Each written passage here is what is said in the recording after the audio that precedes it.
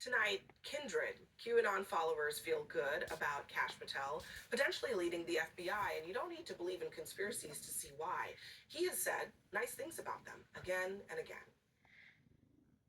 Whether it's accused of the world, who I agree with some of what he does and I disagree with some of what he does, if it allows people to gather and focus on the truth and the facts, I'm all for it. Hugh has been so right on so many things. I'll get off that subject. No, he has, and I agree with you. He has, he has, and you got to you got to harness that following that Q has garnered, and just sort of tweak it a little bit. That's all I'm saying. People keep asking me about all this Q stuff. I'm like, what does it matter? What I'm telling you is that there is truth in a lot of things that many people say, and what I'm putting out there is the truth. And how about we have some fun along the way? There's so many people who subscribe to the Where We Go One All mantra, and it's what's wrong with it? Well, that's interesting. Tony O'Sullivan is here with us. Uh, First of all, who's Q? But Kash Patel seems to think that this person is real and telling the truth. You spent some time going down the rabbit hole.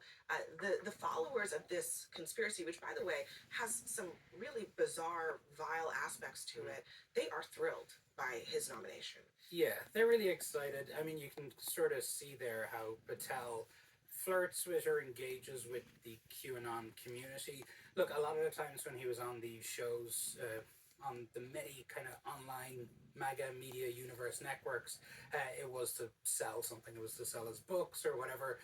And we should point out that a Trump transition spokesperson today pushed back against any links between Patel and QAnon. Also said that this story was a pathetic, which is a difficult word for an Irish person, for me to say at least, pathetic attempt at guilt by association. But We won't hold it against you. look, it's late. But we do have a clip. I went to Florida this week. Spoke to a quote unquote QAnon influencer, a really big Q super fan, and here's what he had to say. For a lot of people, Kash Patel engaging in the world of Q and QAnon at all, they'll say, well, that's disqualifying. But what you're going to find out is that we have a mandate in America, and we want the FBI cleaned. 99% of the FBI is good. But there's a 1% that is not good. The anonymous Q persona hasn't posted in a few years, but the world of QAnon is still very real for people like Jeffrey. News unlocks what the Q posts are. Like, for example, Kash Patel, a name to remember. Kash Patel has just been nominated as the FBI director, right? That's a Q proof, what we call. And look, obviously, a lot of this stuff is really wild. It's really out there. It's quite crazy.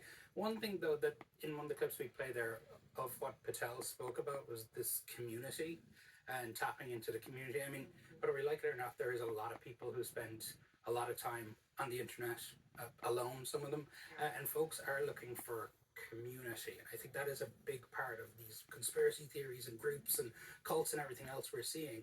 It's people trying to connect, but in this way, obviously, channeling that energy into something that's, one, quite dangerous.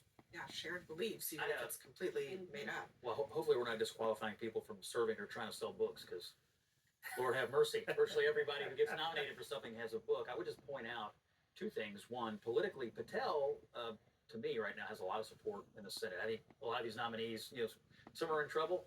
I don't think he is right now. I mean, he's going to obviously have to go to the table and answer questions just like everybody else, but there's enthusiasm for him. 10 years ago, the FBI had a 59% approval rating. Today, it's like 41%.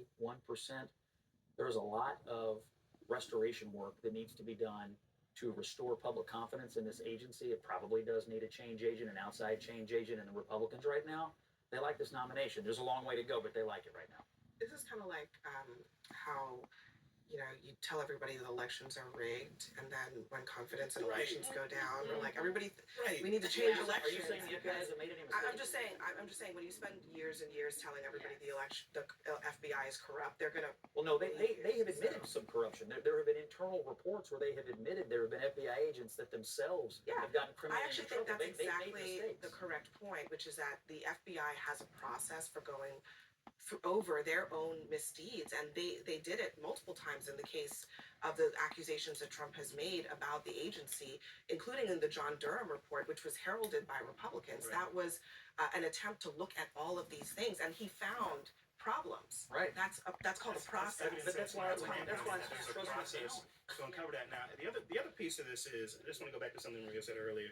And my friend Scott says the president should get to a point whoever he wants to lead an agency, and there's a lot to that.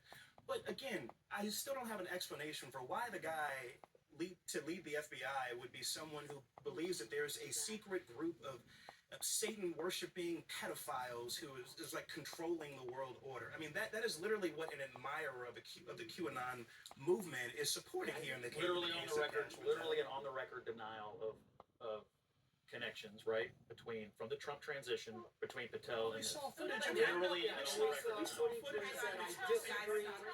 One at a time. He said, I disagree with them. Why on a we lot have of the tape things. that we just saw in this intro. But I think Yeah, I mean, I think that's part of the point is that there's, I don't know about connections to QAnon because it's not really a real thing, but he's talked favorably about it. yeah, and I think as they say, every conspiracy theory has that kernel of truth in it. And what we've seen is whether it's mistakes the FBI have made or corruption or whatever, everything.